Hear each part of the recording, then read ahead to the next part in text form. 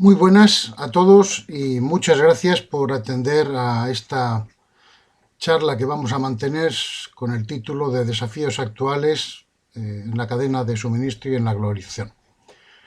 En primer lugar, agradecer a la Universidad Popular de Tres Cantos su amabilidad por mantener este debate que llevamos ya más de casi 2 años manteniendo sobre la globalización, sus consecuencias, la cadena de suministro, y que planteamos como continuación al seminario que se ha desarrollado sobre la globalización en los últimos meses en la Universidad Popular. Esta charla se complementa con la que también han mantenido con mi compañero y amigo José Vicente Cebrián, donde hemos oído hablar de los avisos genéricos, la situación, las consecuencias económicas y sanitarias. Y el objetivo de esta segunda parte está en planteando desde el marco de la globalización qué va a pasar o qué consecuencias va a tener en la cadena de suministro, perdón por el término, pero es por no utilizar el término inglés de supply chain, que es toda esa línea invisible que relaciona a nuestra sociedad desde el punto de vista de la gestión de los suministros y abastecimientos hasta la llegada al cliente final. Es decir, todo eso que está permitiendo que en este momento una buena parte de la población del mundo, a pesar de estar con situaciones de confinamiento o de encierro, con distinto grado o distinta magnitud en la severidad del confinamiento, sin embargo, están siendo atendidos en sus necesidades básicas y en todos los procesos, digamos, relacionados con la sanidad, la salud, el transporte y el mantenimiento de la sociedad, a pesar de que varios miles de millones de personas en el mundo en este momento no pueden realizar una vida normal. Esta charla, espero que sean como 30-35 minutos, la he planteado para comentar distintos puntos o compartir con todos vosotros, con todos ustedes, distintos puntos. Lamentablemente el formato actual no nos permite la parte también fundamental en cualquier charla o tertulia, que es el debate o el planteamiento de preguntas y, por qué no, de puntos contrapuestos. Yo aquí estoy manifestando unas opiniones que son puramente personales y que seguramente mucha gente puede compartir o no, y en función de eso saldría el debate. Pero bueno, seguro que más adelante encontramos ya también momentos para plantearlo de forma más activa. En principio, el primer punto es comentar un poco cuál es la situación actual dentro de la cadena de suministro, qué es lo que está cambiando, qué planteamientos hay, qué problemas nos enfrentamos. En segundo lugar, los desafíos que en este momento tiene la cadena de suministro a nivel global y a nivel concreto en España. Un tercer punto, digamos por peticiones del oyente, sería hablar en concreto del tema de China.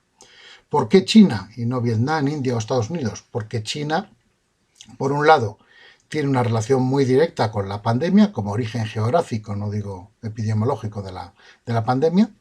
De hecho, algunas personas con una importante capacidad intelectual hablan del virus o de la enfermedad china, lo cual retrotrae a otras situaciones donde las enfermedades se planteaban por su origen geográfico.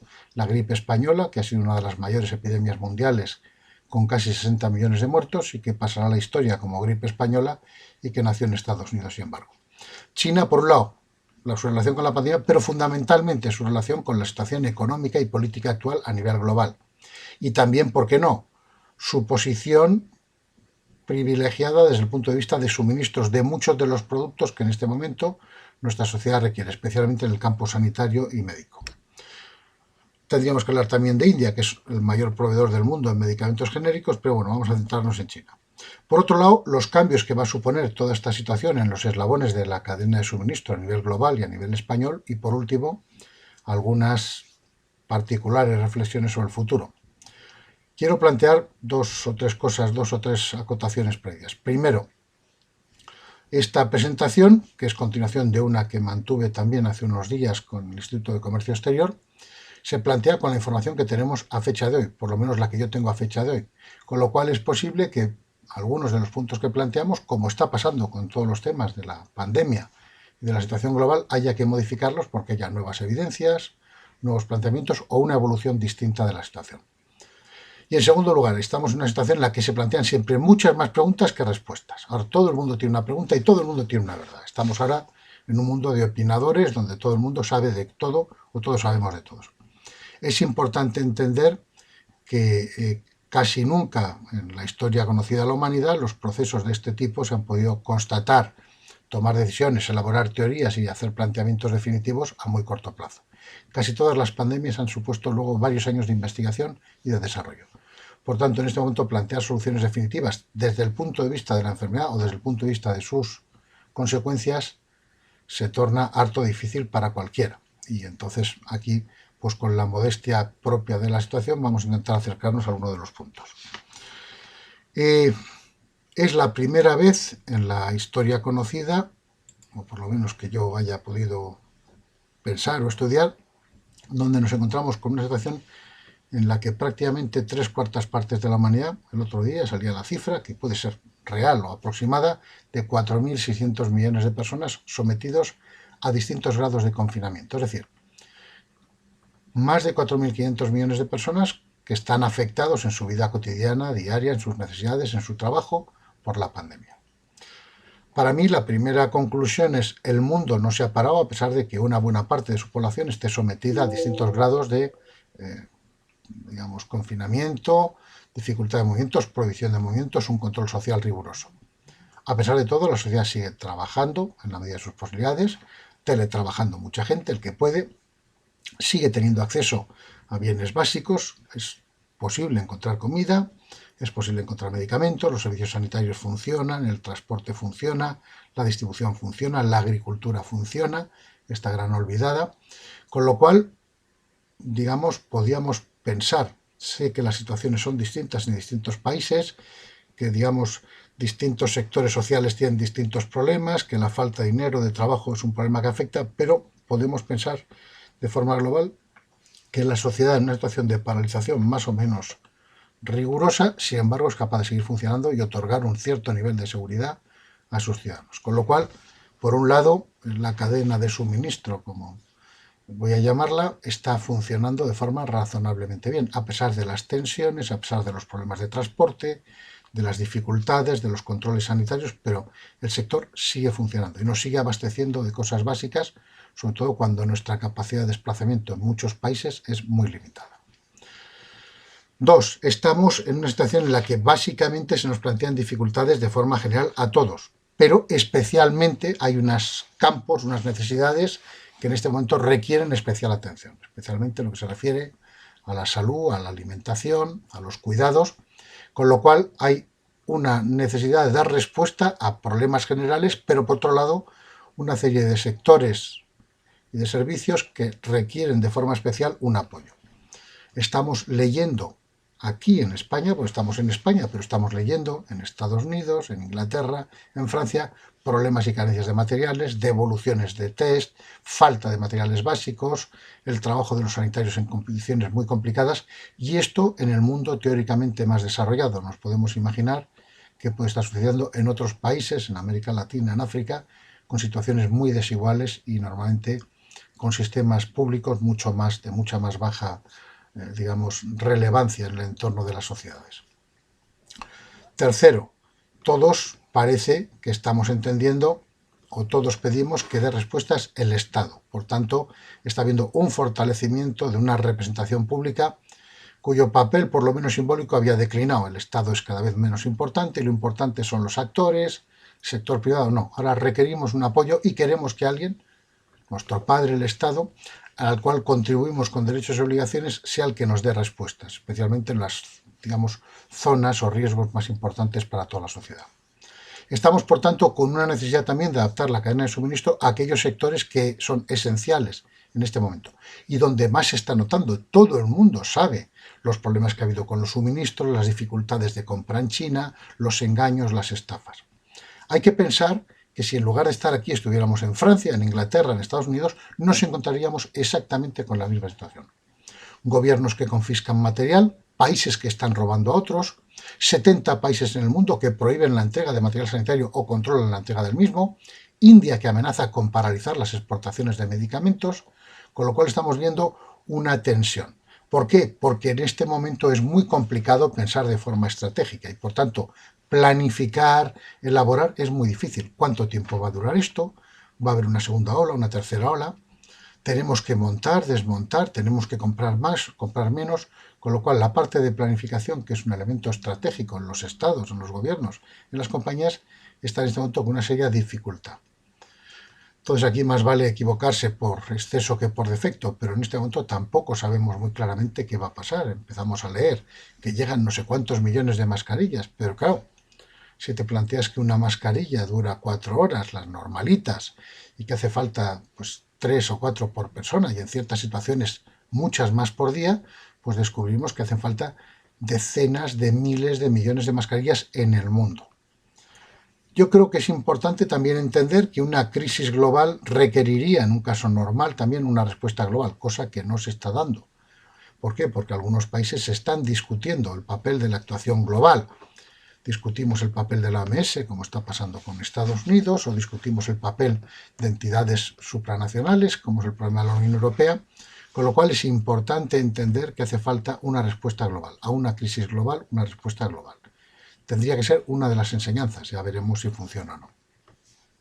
Necesitamos ser especialmente sensibles a aquellas cosas que requieren un proceso más delicado, especialmente en este momento, como decía antes, sectores con más problemas, residencias, hospitales, centros sanitarios y demás, y personal que requiere, digamos, por tanto, una atención mucho más personalizada. Hace falta que la cadena funcione especialmente de forma eficaz en estas cosas. Se notará menos si falta chocolate o si faltan alcoholes o si falta, pero sin embargo si falta productos sanitarios se nota mucho más y aquí la cadena se ve mucho más estresada. Se discute también el papel de los proveedores, especialmente de los internacionales. Es bueno, es necesario que dependamos de China para unos productos, de India para otros, de Estados Unidos para otros. Hace falta, hay gente que vuelve a plantear la necesidad de una autarquía, cada uno que pueda producir de todo, lo cual significa actuar con un criterio de poco realismo. Primero, en época de convulsiones no es bueno tomar decisiones.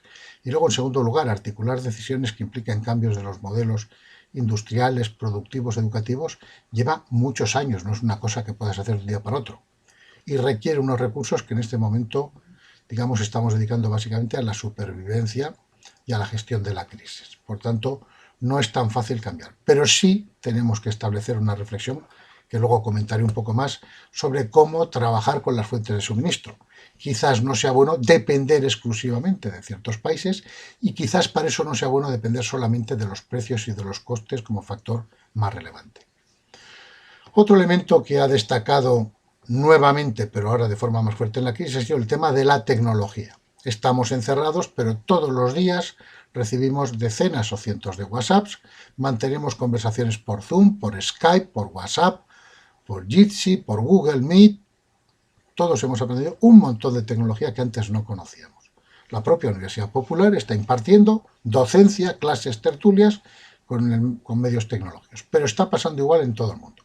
Por un lado, un mecanismo de apoyo. Estamos confinados, pero no estamos aislados. Estamos en contacto regular con todos los cercanos, con nuestro trabajo, con nuestra familia. No solo eso, hemos puesto un porcentaje importante del país a teletrabajar y esto está pasando en todo el mundo. Con lo cual seguramente en la cultura del trabajo habrá cambios sustanciales. Ya ciertos grupos tecnológicos anuncian que van a seguir teletrabajando por lo menos hasta final de año, independientemente de la pandemia, con lo cual va a haber cambios también en el mercado de trabajo. Ojo, en el mercado de trabajo donde se puede teletrabajar, en la construcción esto no lo podemos hacer, en el comercio ordinario no lo podemos hacer, en la industria productiva no lo podemos hacer, con lo cual afectará a una parte privilegiada y cualificada de la sociedad, pero no todo el mundo. Pero viene para quedarse. Y luego la tecnología ha demostrado su eficacia. Ya no hace falta solamente medicamentos. Hace falta, por ejemplo, estamos viendo estos días estadísticas, números y datos. Y todo eso nos lo da la tecnología. Problema, los riesgos de una tecnología invasiva. Cuando la gente habla con facilidad de por qué los asiáticos han sido capaces de controlar y tal, hay que asumir que eso tiene una versión bonita, que es la versión de que la tecnología ha ayudado mucho, y otra versión invasiva. La tecnología controla socialmente y en este momento ciertos países de los que mencionamos, por ejemplo, crean carnets o crean pasaportes de buenos o malos ciudadanos. Con lo cual hablamos de una sociedad con tintes orwellianos. ¿Qué pasa con el control social? Nuestra sociedad es más individual, respeta más los derechos individuales. Será un tema a ver cómo podemos combinar y trabajar. Pero la tecnología se va a quedar y va a mejorar o empeorar en función del uso que queramos darle todo lo relacionado con la gestión de crisis sociales, de mantenimiento de datos. Es más fácil trabajar hoy en día y es más fácil obtener información. Y luego, por último, la sociedad también exige control de lo que está pasando. Tenemos miedos, no sabemos si las decisiones son buenas o malas o regulares. Hay que pensar que seguramente en las decisiones globales estamos improvisando con mucha frecuencia. Improvisando desde gente que conoce y que sabe, pero hay un cierto nivel de improvisación. Pero también está derivado de una disciplina que no nos permite o que no nos ha permitido planificar correctamente, que puede ser un error, pero al mismo tiempo que aporta cada día soluciones nuevas y problemas nuevos. Por tanto, hay que estar trabajando en una mentalidad muy asertiva, muy empática y muy resolutiva. Hace falta gente que sea capaz de aprender rápidamente y de transformar eso en conocimiento operativo. Y eso va a exigir también medidas de desempeño. Habrá que controlar el desempeño social, el funcionamiento, si se están prestando todos los servicios. Tenemos que ver el desempeño también de la cadena de suministro, si el producto llega en buenas condiciones, y controlar también desde el punto de vista económico y social la rentabilidad. Todo lo que hacemos tiene que ser rentable. ¿Por qué? Porque los recursos siguen siendo limitados y estamos gastando mucho. Por tanto, después vendrá otra etapa donde habrá que pagar todas las deudas.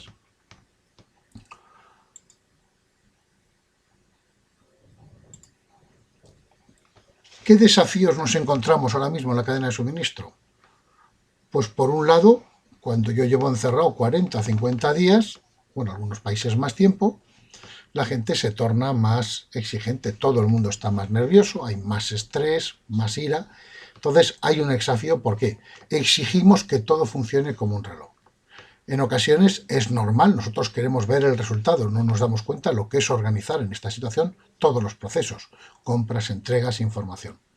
Y especialmente hay sectores que son mucho más delicados. ¿Por qué? Porque psicológica y subjetivamente estamos pensando que cada día mueren miles de personas en el mundo. Ojo, ha habido fenómenos mucho más sangrientos y mucho más mortales, a veces concentrados en un territorio más reducido. Las últimas guerras, las guerras de los grandes lagos, las guerras en Oriente Medio, Irak, Irán. Es decir, ha habido fenómenos mucho más sangrientos. Pero aquí todo esto se está retransmitiendo, lo estamos viendo a diario, los enfermos y los contaminados en cualquier parte del mundo. Con lo cual eso hace que todo el mundo sea especialmente sensible, especialmente en lo relativo a sanidad, fallecidos, residencias, personas mayores. Con lo cual en este momento nuestra clientela, entre comillas, nuestros ciudadanos están exigiendo mucho y a veces, con razón o sin ella, pues sin criterio, están pidiendo lo que creen que deben tener. Todo esto supone una tensión permanente. El entorno es complejo a nivel nacional y a nivel internacional. Nuestro país, por desgracia, está también siendo ejemplo de enfrentamientos partidarios, de planteamientos maximalistas. Es decir, en un momento como el actual, sería bueno que entendiéramos todos que aquí y fuera el entorno es muy complejo.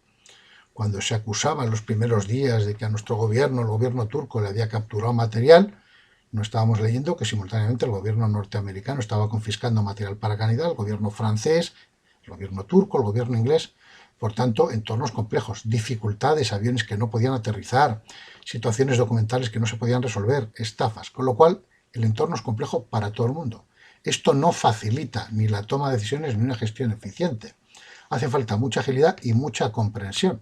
No son cosas fáciles ni momentos fáciles. Todo esto está también costando. Yo sé que ahora mismo la prioridad es la sanidad, pero hay que entender que todo esto hay que pagarlo, más pronto o más tarde. Por tanto, conviene que en un momento determinado ha habido, por ejemplo, sectores de la sanidad que han dicho que hay que tener más cuidado con la gestión de los materiales, problemas, no sé. Estamos con la necesidad de verificar sin poner límite, pero entender que todo esto, todo lo que hacemos ahora, en un momento determinado tendremos que verificar cómo hacemos frente a los costes. Tenemos una dificultad del funcionamiento de esta cadena de suministro, que es que solo vemos el resultado final, que los productos lleguen, salgan, que la gestión funcione. Pero hay que entender que son multitud de pequeños eslabones, el transporte, la gestión, los documentos, los papeles, el dinero, la calidad, que tienen que funcionar adecuadamente y que con que falle uno, falla toda la cadena. Por lo cual, yo creo que es bueno que también vayamos aprendiendo, igual que hemos aprendido de material sanitario, de mascarillas, que vayamos aprendiendo cómo funcionan ciertas cosas, no para ser técnicos o sabios, pero sí para entender mejor los problemas y dificultades. Los riesgos son se pueden multiplicar políticos, comerciales, barreras, batallas, control, necesidades. Todo el mundo quiere lo mismo y lo demanda ya. Con lo cual hace falta entender que no va a ser fácil que haya una respuesta, porque sobre todo no se ha planteado una respuesta colectiva. Entonces los riesgos nos afectan de mayor o menor manera. Estamos los países más ricos, más cualificados, están los países menos ricos, pero todo el mundo se enfrenta a riesgos. Y por suerte o por desgracia esta enfermedad afecta por igual a todo el mundo. Bueno, parece que más a los hombres que a las mujeres, que más en ciertos lugares que en otros, pero en principio afecta a todo el mundo por igual. La conclusión es que tenemos que prepararnos para tener sistemas de funcionamiento, estrategias que sean sencillas, transparentes y que traten de aminorar en lo posible los riesgos. Por tanto, habrá que cambiar muchas variables de nuestros modos de funcionamiento. El otro día, hablando con nuestro compañero y amigo Vicente, pues hablábamos del tema de China. ¿Qué supone China en esta ecuación? Pues ha supuesto, por un lado, un cierto nivel de racismo incipiente, con perdón, es decir, problemas de China, las enfermedades de China, en los primeros momentos todo esto pasa en China, pero no pasa en todo el mundo, luego darnos cuenta que es un problema más global, y luego pasamos a la siguiente variable. China, como taller o fábrica del mundo, es el sitio donde se fabrican las mascarillas, los geles, los equipos, los EPIs, todo este vocabulario técnico que hemos aprendido en muy pocos días. Hay que tener en cuenta que China también ha estado paralizado, que el sistema productivo chino está paralizado, que los envíos, las exportaciones y que China tiene una demanda interna muy importante. Con lo cual, ¿qué nos enseña la situación? Respecto al papel de China dentro de esa gestión, entender que los problemas también los tiene China y que China está tratando de dar respuesta a sus propios problemas, a los que se le crean internamente, a los que tiene por sí, a los que le crean terceros y a toda su interés también en cooperar con todo el mundo. Tenemos que reducir los riesgos de compra. ¿Por qué? Porque no es bueno quizás que tengamos ese grado de concentración. La crisis ha puesto blanco sobre negro que dependemos excesivamente de muchas cosas. Habrá que pensar cómo podemos eso irlo modificando. Tenemos que trabajar con un problema que son los riesgos reputacionales, es decir, entender que no es verdad que el producto chino sea malo. Ahora, si yo compro en China un producto muy barato de un productor desconocido y poco homologado, es fácil que el producto sea malo. Para eso China tiene que mejorar no tanto la calidad de cada producto, sino los controles o la calidad global de su producción. Y nosotros como compradores tendremos en muchos casos que dejar de dar prioridad exclusivamente al precio y combinar. Un producto mejor, un producto más calidad seguramente costará más. Hemos comprobado también la aparición de numerosos problemas aduaneros, controles, salidas, entradas de los países y demás. Hay que ver los embargos que se han producido en los productos, el problema de aviones parados, de barcos que no podían salir de un sitio para otro, el riesgo o el miedo a los contagios, con lo cual hay que entender que también este sistema actual de globalización en las compras implica asumir ciertos riesgos que sin embargo podemos mejorar. Temas burocráticos, documentales y demás, yo creo que son fácilmente, sobre todo en situaciones de crisis, mejorables. Pero eso no debe implicar una bajada del control, sino simplemente un cambio del sistema. Y luego, claramente, aquí también es muy importante poner en conjunto que si la situación, el problema es global, también todos tenemos que contribuir independientemente de las amistades y enemistades. Los problemas que se han planteado en los contratos, los riesgos contractuales y jurídicos, yo no creo que sean ni peores ni mejores. Hemos tenido problemas con empresas españolas, con empresas chinas, con empresas americanas. Por tanto, simplemente tenemos que mejorar también la calidad de nuestras operaciones, aprender de lo que ha pasado. Los controles y inspecciones de calidad, especialmente sensibles los temas de sanidad. Si un vestido o un producto o un bolígrafo llega mejor o peor, pues incluso a veces por razones de precio lo entendemos. Pero si una mascarilla no funciona, un test no funciona, aparte de que lo entendamos mejor o peor, la situación es que está poniendo en riesgo a alguien. Con lo cual, en ciertas cosas vemos importante, o en ciertas gamas de productos, alimentos, sanidad, medicamentos, tenemos que darle una vuelta a ver cómo podemos mejorar esa calidad.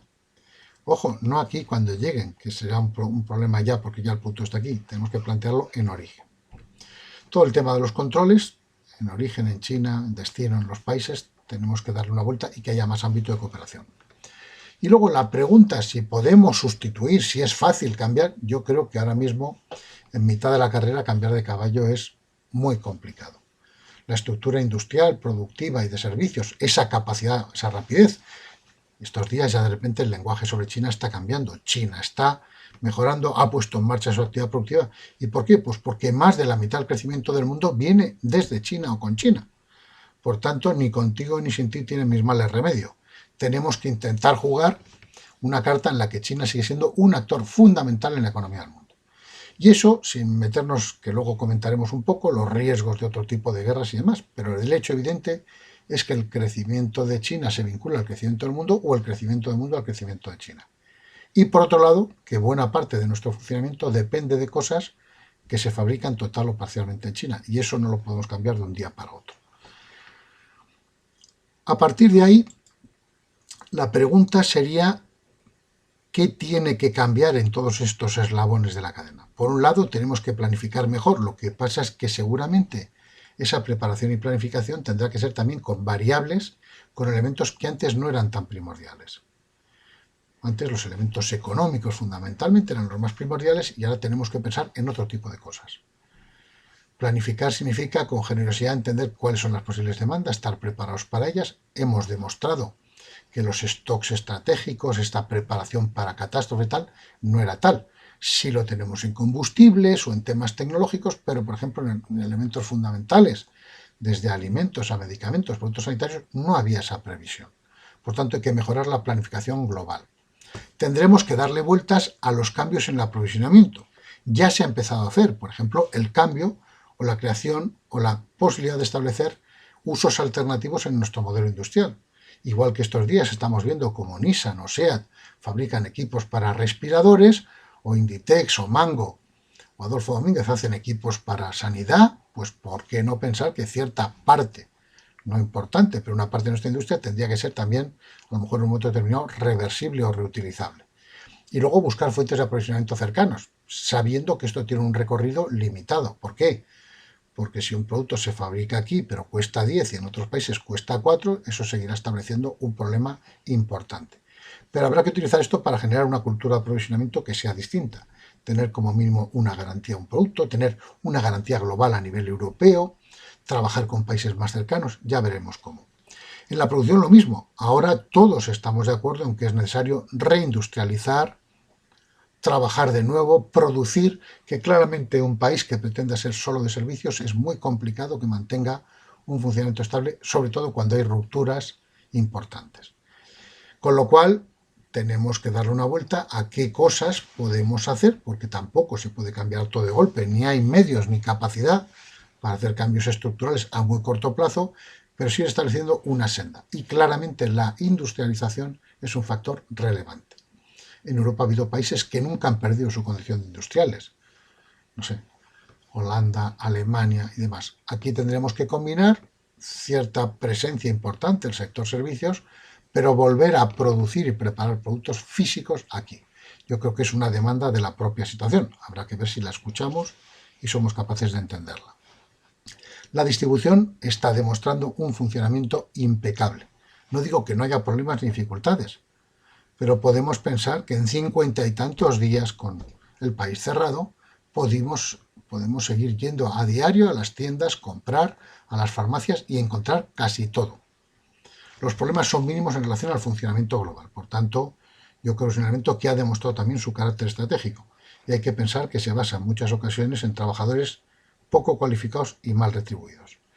Estamos hablando de los sanitarios, pero habría que pensar en el mundo de la distribución, la limpieza, los servicios, el mantenimiento, el personal de las residencias, es decir, mucha gente que juega un papel esencial y más en la época de crisis está ganando sueldos extremadamente bajos.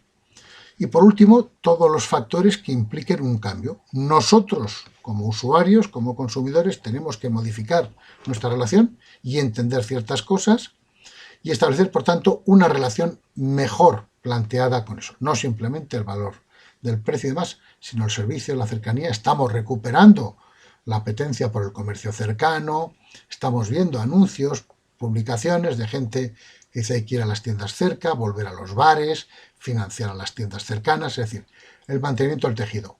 No somos dependientes, somos interdependientes. Y si lo que hay a tu lado no funciona, las cosas no funcionan. Tenemos que relacionarnos mejor con toda la cadena y la cadena mejor con nosotros.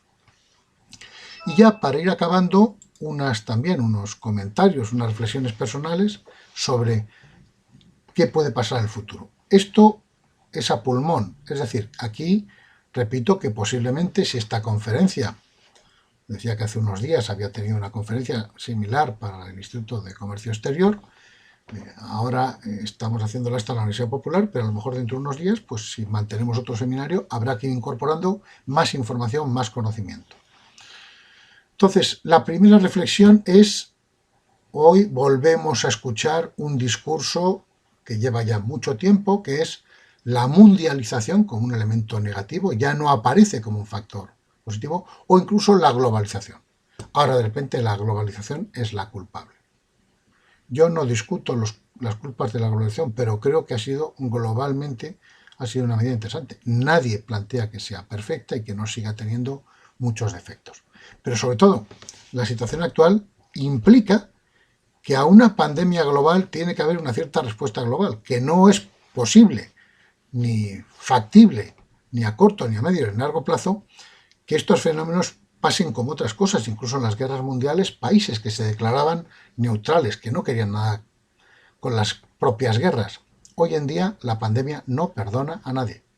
Por tanto, nos ha demostrado que sí hay enemigos globales, y no quiero utilizar un vocabulario bélico, y por tanto tiene que haber un proceso global de respuesta. Investigación, sanidad, sector público, el reforzamiento del papel del Estado también en la globalización. Los estados, no tanto como estados nacionales, defensores de cierres y de pequeñas estructuras, fortalezas, sino la idea de que la globalización tiene que venir acompañada de un fortalecimiento de los servicios públicos. Hablábamos en el seminario de la mejora de la gobernanza. El tema de las compras mundiales. Por un lado, sería bueno plantearnos la posibilidad de una mayor cooperación, especialmente en las entidades que ya existen, como la Unión Europea, otras entidades de colaboración, Mercosur, otras cosas similares. No está habiendo, por desgracia, demasiados ejemplos positivos, pero yo creo que es un terreno que tenemos que intentar transitar. Cómo mejorar y cambiar. Y habrá que establecer seguramente ciertos parámetros que permitan tener un grado menor de dependencia de ciertos países, no tanto por ser países en concreto, China o India, sino simplemente porque la lejanía tiene también un impacto en los costes, en los medios y en los plazos.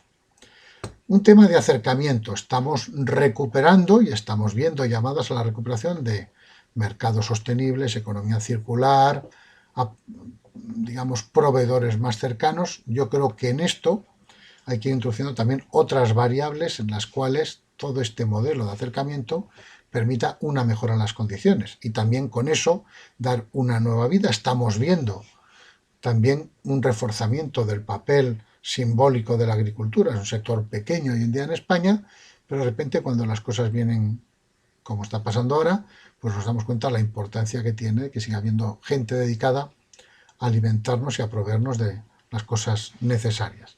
Por tanto, el acercamiento en los campos industriales, agrícolas, yo creo que son cosas que habrá que también pensar en recuperar. El tema, un tema técnico, pero un tema también importante, el tema de los inventarios, de las reservas, los stocks, el término anglosajón. Hasta ahora la política era intentar tener lo menor posible de todo. No tener en casa, no tener en las tiendas, no tener en las fábricas y todo llegaba a diario. Ahora mismo se nos plantea que cuando de repente hay una crisis, un problema, si no tenemos ciertas reservas es muy complicado trabajar. Seguramente habrá cambios y habrá nuevas incorporaciones.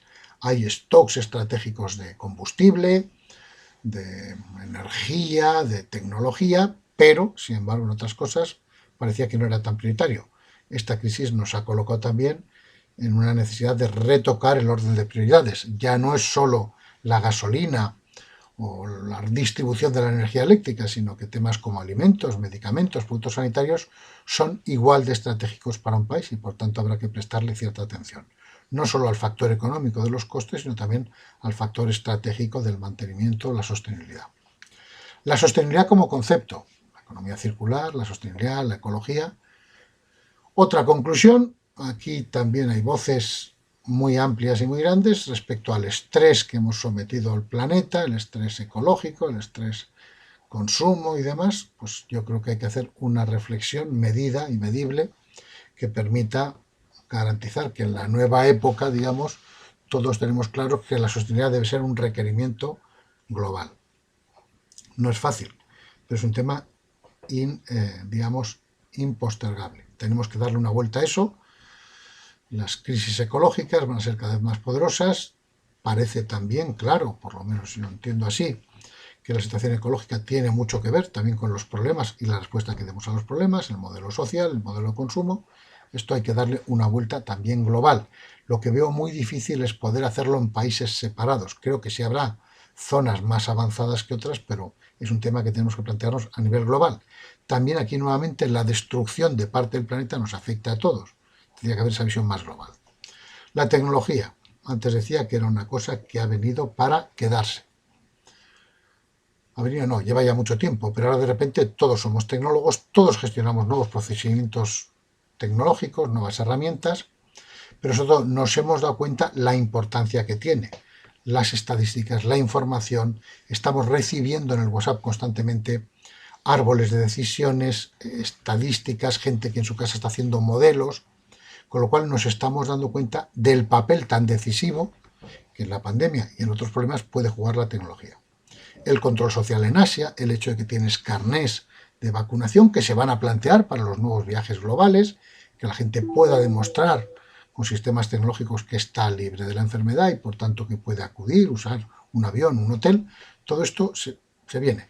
Es un modelo que tiene muchos riesgos, especialmente los de control social, y este nuevo proceso social en el cual de repente podemos tener toda nuestra información al descubierto y alguien puede controlarla, pero también tenemos que jugar con la idea de que la tecnología nos puede ayudar muchísimo. Y en este momento, por ejemplo, la gestión de la información va a ser fundamental. Cuanto mejor funcione este proceso de tecnología de la información, mejores datos tendremos y tendrán las personas que tienen que tomar decisiones. Otra variable importante, el crecimiento fundamental, incluso durante la época de crisis, de lo que llamamos comercio electrónico.